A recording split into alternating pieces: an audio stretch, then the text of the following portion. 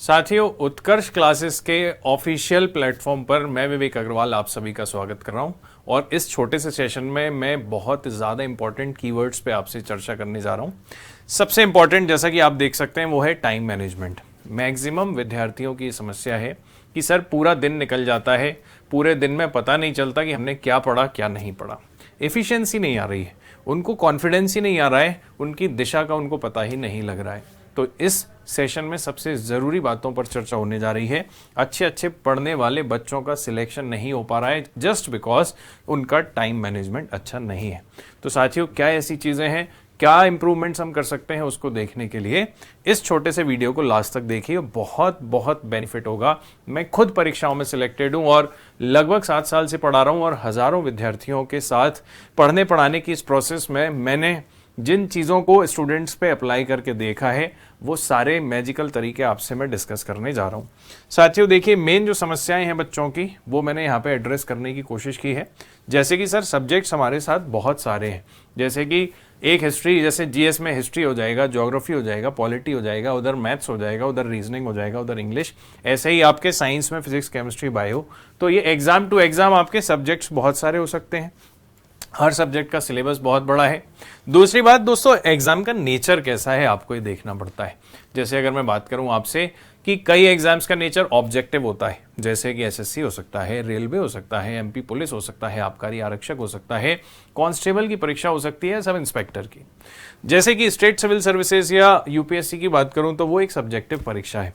तो एग्जाम का नेचर भी होता है, उसके अकॉर्डिंग आपको पढ़ना है। तीसरी बात, सर प्रीवियस ईयर क्वेश्चन, कई बच्चे प्रीवियस ईयर क्वेश्चन नहीं लगाते। चौथी बात यह है कि सर मॉक टेस्ट कब लगाने चाहिए, कितने दिन बाद लगाने चाहिए। शुरू में तैयारी नहीं है तो शुरू में ही मॉक टेस्ट लगाएं कि थोड़े दिन बाद लगाएं तो हफ्ते में कितनी बार लगाएं, या सिर्फ नंबर देख के छोड़ दें, उसका एनालिसिस करें कि ना करें। तो ये सारी छोटी छोटी बेसिक बातों पे आपसे चर्चा होगी। रिवीजन कैसे करें सर, अब कई बच्चे आगे का पढ़ते जाते हैं, आगे का पार्ट और पीछे का सपाट। तो ये सारे कीवर्ड्स हैं, की पॉइंट्स हैं, इन पर हम चर्चा करने जा रहे हैं और ये सब आपको 24 घंटे के अंदर सोना भी है, अपना काम भी करना है और साथ साथ में सारी चीजें अप्लाई करना है। सिर्फ पढ़ने से काम नहीं चलेगा। तो दोस्तों, मैं आपको सबसे पहली बात से शुरुआत करना चाहूंगा। सबसे पहले आप ये देखिए कि आपके एग्जाम का नेचर कैसा है। आपके एग्जाम का नेचर कैसा है साथियों, आपको वो समझना पड़ेगा। ठीक है, अगर आपका एग्जाम का नेचर जैसे मान लीजिए ऑब्जेक्टिव है, आज मैं ऑब्जेक्टिव एग्जाम्स की बात करता हूं कि इनको कम समय में कैसे क्रैक कर सकते हैं, कैसे हम इनको ब्रेक कर सकते हैं एकदम स्मार्ट तैयारी के साथ। तो माय डियर एस्पिरेंट्स, थ्योरी पढ़ने की बजाय सबसे पहला आपका टास्क होना चाहिए प्रीवियस ईयर क्वेश्चन देखना। प्रीवियस ईयर पेपर ही आपको बताएंगे कि आपके पेपर में क्या पूछा जाता है और किस तरीके का पूछा जाता है। प्रीवियस ईयर क्वेश्चन प्लस आपको साथियों क्या देखना चाहिए, सबसे पहले सिलेबस। सर सिलेबस में हमें क्या आइडेंटिफाई करना चाहिए कि सर कौन कौन से सब्जेक्ट्स हैं। जैसे कि मान लीजिए मैथ्स हो सकता है, जैसे कि मान लीजिए जीएस में साइंस हो सकता है, जैसे कि जनरली हिस्ट्री लगभग सब में आती है, जियोग्राफी सब में आती है और पॉलिटी दोस्तों सब में आती है और रीजनिंग लगभग सब में आती है। इंग्लिश कुछ में आती है, कुछ में नहीं आती है। मेजरली यही सब्जेक्ट होते हैं आपके, जैसे कि हिंदी हो गया या फिर जैसे आपका मान लीजिए इंग्लिश भी ले ही लेते हैं। चलिए ठीक है, अब मान लीजिए इतने सब्जेक्ट देख के और डर जाते हैं बच्चे, करंट अफेयर्स भी आता है। सर इसको कैसे मैनेज किया जा सकता है, इसको किस प्रकार से बैलेंस करते हुए तैयारी को इतने कम समय में इतने सारे सब्जेक्ट्स को कैसे साधें, ये सबसे बड़ी प्रॉब्लम है।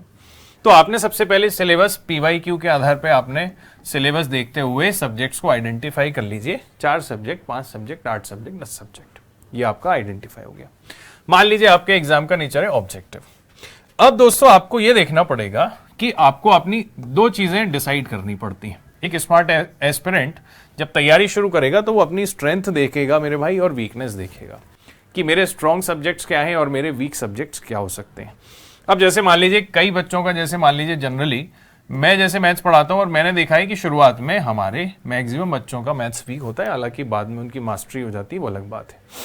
सर मैथ्स जैसे किसी का वीक हो सकता है, या जैसे बहुत बच्चों की इंग्लिश खराब होती है। भाई इंग्लिश खराब नहीं, अति में ज्यादा खराब होती है। जैसे तो लोग क्या करते हैं, अपने फेवरेट सब्जेक्ट पढ़ते रहते हैं, दिन भर एक ही सब्जेक्ट को पढ़ते रहेंगे और जो वीकनेसेस है उस पर कभी काम नहीं करते। जैसे किसी को मैथ बहुत पसंद है तो पता लगे कि दिन भर वो मैथ ही पढ़े जा रहा है। ठीक है, तो आपने देखा कि स्ट्रॉन्ग सब्जेक्ट क्या है और वीक सब्जेक्ट क्या है। तो दोस्तों आपको जैसे मान लीजिए दिन भर में आपने 3 सब्जेक्ट का डिसाइड किया, तो आप एक सब्जेक्ट आप स्ट्रांग उठाइए और 2 सब्जेक्ट वीक। सारे वीक सब्जेक्ट उठाओगे तो पढ़ने का मन नहीं करेगा। तो स्ट्रांग सब्जेक्ट के साथ में वीक सब्जेक्ट को मिक्स करिए और रोटेट करके पढ़ना शुरू कीजिए।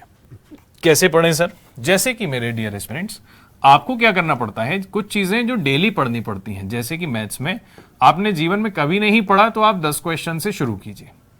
थोड़ा बहुत बनता है तो 20 से शुरू कीजिए और ठीक ठाक बनता है तो 30 से शुरू कीजिए।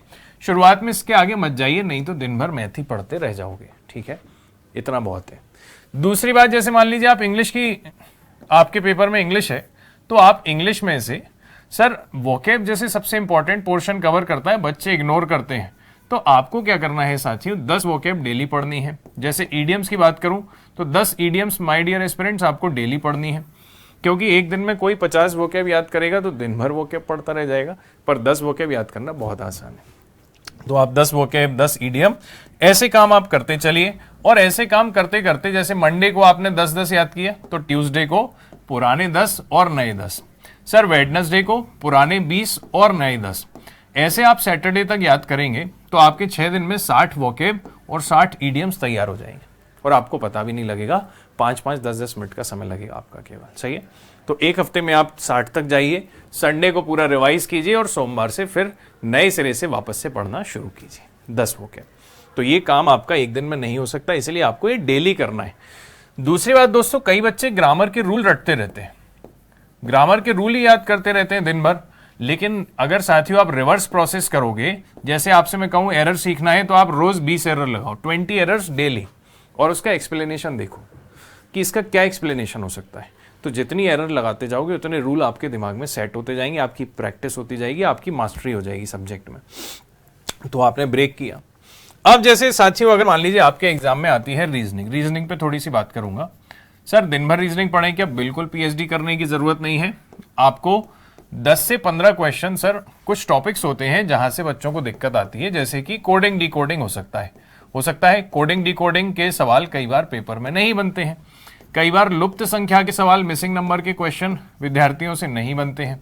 तो माय डियर एस्पिरेंट्स, आप रोज 10 सवाल, या तो एक दिन कोडिंग डिकोडिंग के, एक दिन नंबर मिसिंग नंबर के लगाइए, जिससे क्या होगा, आप हजारों सवाल लगा चुके होंगे पेपर आने तक। एक दिन में 10 तो एक महीने में 300, तो एक आप सोचिए 6 महीने में तो आप 2000-2500 क्वेश्चन लगा के जाओगे, तो एग्जाम में पैटर्न देखा देखा लगेगा। क्योंकि मिसिंग नंबर और कोडिंग डिकोडिंग के सवालों की पेपर में कोई गारंटी नहीं ले सकता कि सर मैं कैसा भी सवाल बना दूंगा। तो ये आपकी धीरे धीरे 10-10 मिनट का टाइम ले रहा हूं मैं आपका, 10-10 मिनट में आप ये पढ़ते जाओगे बीच बीच में। अब सर इसके बीच में क्या होगा, ये तो बीच बीच में फिलर की तरह काम करेंगे। जैसे बोर हो रहे हैं तो आपने रीजनिंग पढ़ ली, बोर हो रहे हैं तो आपने 10 वोकैब पढ़ ली, बोर हो रहे हैं तो आपने 10 ईडियम पढ़ ली। इस तरीके से आप सब्जेक्ट्स को ब्रेक करिए।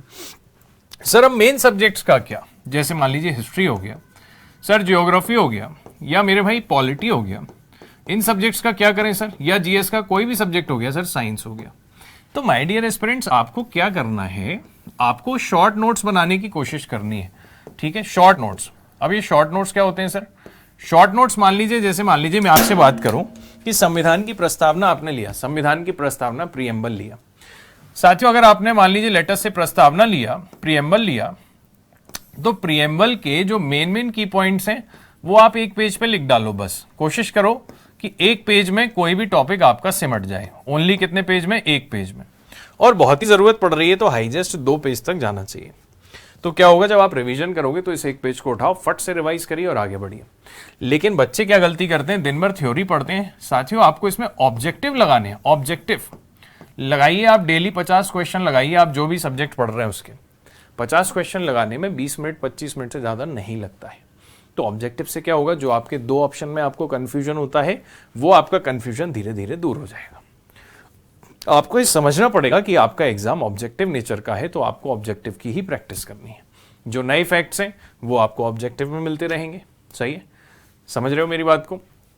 तो आप जितने, अब देखिए आपने यदि 10 क्वेश्चन मान लीजिए रीजनिंग के करे, 10 वोकैब याद करी, 10 ईडीएम याद किया, 50 ऑब्जेक्टिव लगाए, 20 मैथ्स के लगा लिए, तो लगभग साथियों आपको 100 क्वेश्चन जैसा फील आने लगेगा कि नहीं? और इसमें हार्डली कितना मिनट का समय लगेगा? 10 मिनट इसमें लगेंगे, 10 मिनट इसमें लगेंगे, 10 मिनट इसमें लगेंगे, 15 मिनट इसमें लगेंगे, या 1 घंटा मान लीजिए मैं आपको चलो दे देता हूं मैथ्स के लिए। आपने जीएस के 50 क्वेश्चन लगाए, 20 मिनट का समय लगा।